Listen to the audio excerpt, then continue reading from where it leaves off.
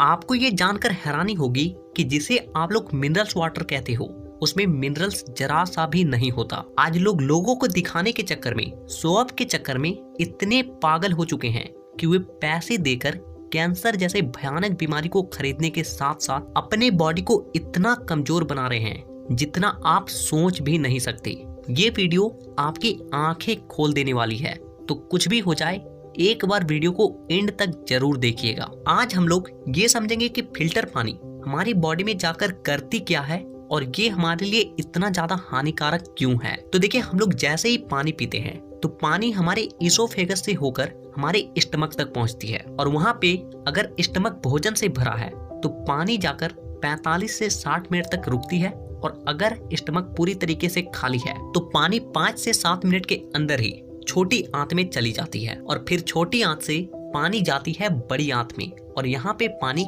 कुछ देर तक ठहरती है और यहीं पे होता है सबसे इम्पोर्टेंट काम। तो देखिए, हमारी जो आंतें होती है उसका जो दीवार होता है वो थोड़ा सा खुरदरा टाइप सा होता है। उसमें उंगली के आकार के कुछ संरचना होती है जिसे कहते हैं विलाई, और इसका काम होता है कि जो भी भोजन या फिर पानी हमारी आंतों में आई है उससे जितने भी न्यूट्रिएंट्स हैं, जो भी खनिज लवण है, जितने भी मिनरल्स हैं, उसे सोख कर खून तक पहुंचाना और फिर खून के जरिए ये हमारी पूरे बॉडी में फैलती है। लेकिन यहाँ पे प्रॉब्लम क्या है कि हम लोगों ने जिस पानी को पिया उसमें मिनरल्स नाम का तो कोई चीज है ही नहीं, क्योंकि फिल्टर के दौरान ही उस पानी से जितने भी मिनरल्स थे उसे निकाल लिया गया है और जिससे हमारी बॉडी को मिनरल्स सही मात्रा में नहीं मिल पाती है और मिनरल्स की कमी की वजह से हमारी बॉडी में कई तरह की बीमारियां घर बनाने लगती है। जैसे कि कैल्शियम की कमी से आपकी हड्डियां कमजोर होने लगती है, आपकी आंखों की रोशनी घटने लग जाती है। इसके अलावा दांत खाद खुजली, बालों का झड़ना, पिंपल्स, एक्ने, खून का पतला हो जाना, कोलेस्ट्रॉल का बढ़ जाना जिससे हार्ट अटैक जैसी संभावना और ज्यादा बढ़ जाना। इसके साथ साथ खून में आयरन की कमी होने की वजह से खून का पतला हो जाना या फिर खून की ही कमी होने लगना। तो अब यहाँ तक आपके बॉडी में जो भी हो रही है वो तो केवल मिनरल्स की कमी से हो रही है, लेकिन अब यहाँ पे और एक बहुत बड़ा चीज होने वाला है। तो अब यहाँ पे आप थोड़ा सा ध्यान से समझिए। तो देखिए, जो पानी फिल्टर करके या फिर बोतलों में बंद करके बेचा जा रहा है उसमें central for science and environment के अनुसार जो पेस्टिसाइड यानी कि जो केमिकल्स की मात्रा है वो 0.0001 मिलीग्राम पर लीटर के हिसाब से मिलाने की अनुमति है। लेकिन जब WHO के द्वारा कोलकाता में मिलने वाले पानी का जांच किया गया तो उसमें पेस्टिसाइड की मात्रा इस नंबर से 36.4 गुना ज्यादा थी। अब आप ये सोचिए कि इतना पेस्टिसाइड उस पानी में है और वो पानी हमारे आंतों में पहुंच रही है और हमारे आंतों का काम है कि उस पानी में जो कुछ भी है उसे एब्जॉर्ब करना, और क्योंकि उस पानी में मिनरल्स तो है नहीं इसलिए हमारी आंतें उसमें जो कुछ भी गंदगी है, जो कुछ भी केमिकल है उसे ही एब्जॉर्ब करेगी और उसे ही हमारे पूरे बॉडी में फैलाएगी और जिससे नई नई प्रकार की बीमारियां तो होगी ही, साथ ही और एक बहुत बड़ी प्रॉब्लम होने वाली है, उसे भी आप ध्यान से समझिए। तो देखिए, जब कंपनी में बोतलों में पानी को भरा जाता है तो उसे लंबे समय तक फ्रेश रखने के लिए और पानी पीने में मीठा लगे, इसके लिए उसके TDS को 100 से भी कम कर दिया जाता है। तो देखिए, यहाँ पे कुछ लोगों को समझ नहीं आ रहा होगा कि ये TDS क्या है। तो देखिए, TDS एक तरह का मापक है जिससे पानी को मापा जाता है कि पानी कितना ज्यादा प्योर है। अब देखिए, जो भी बोतल में पानी है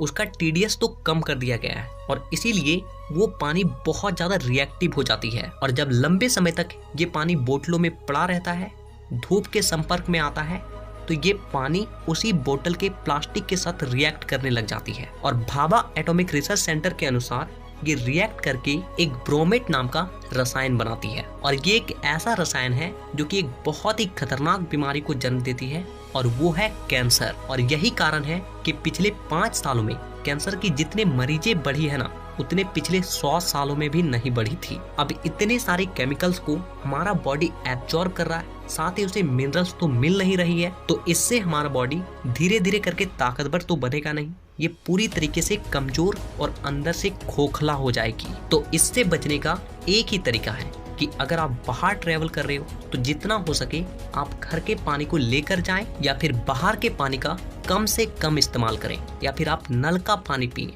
नल का पानी पीने से आपको ज़्यादा से ज़्यादा डायरिया होगी, जो कि कैंसर से लाख गुना सही है। इसके अलावा अगर आप अपने घर पे या फिर ऑफिस में आरओ या फिर कोई सा भी वाटर प्यूरिफायर लगाए हो, तो उसका जो टीडीएस है उसे आपको 250 से 350 के बीच रखना चाहिए, क्योंकि ये सबसे ज्यादा बेस्ट होता है। इसके अलावा आप 200 से 400 के बीच भी रख सकते हो, ये नॉर्मल में आती है। और अगर आपके क्षेत्र का पानी बहुत ज्यादा दूषित है और आप ना चाहते हुए भी आपको बोतल में मिलने वाले पानी का इस्तेमाल करना पड़ता है, तो ऐसी स्थिति में फिल्टर पानी को किसी घड़े या फिर किसी सुराही में लाकर रखें। इससे होगा क्या कि उसमें खनिज लवण की मात्रा पहले के मुकाबले कुछ गुना ज्यादा बढ़ जाती है, और जिससे वो आपकी बॉडी को पहले के मुकाबले बहुत कम इफेक्ट करती है। इसके अलावा अगर आप अपने क्षेत्र के ही पानी का इस्तेमाल करना चाहते हो और वो पानी थोड़ा बहुत दूषित है, तो आप उस पानी को पहले उबाल लें और फिर उस उबले हुए पानी को किसी घड़े